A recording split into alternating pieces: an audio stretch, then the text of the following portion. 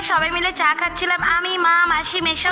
আর মেশো কাল সন্ধ্যাবেলা আমাদের বাড়ি এসেছিল, তাই এখানে চা খাওয়ার পর নিজের কাজে লেগে গেছে সবাই। মাসি ওইদিকে সবজি কাটছে আর মা এইদিকে মাটন গুলো পরিষ্কার করে ধুচ্ছিল, আর আমি এইদিকে চিকেনটা মশলা মাখিয়ে ফ্রিজে রেখে দিয়েছি। আজ সকালে আমরা সবাই মিলে খাবো মুসুরি সিদ্ধ দিয়ে মুড়ি।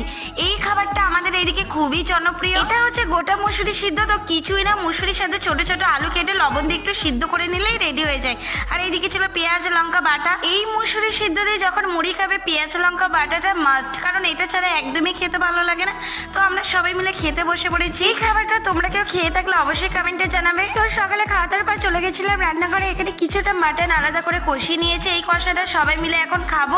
খাওয়া দাওয়ার পর চলে যাবো দুপুরে রান্না করতে। আর এইদিকে দুপুরের মেনু সব রেডি। এইদিকে ছিল পটল আলুর তরকারি, এইদিকে ছিল চিকেন আলু কষা, আর এইদিকে ছিল মাটন আলুর পাতলা ঝোল। চল টাটা, দেখা হচ্ছে নেক্সট ভিডিওতে।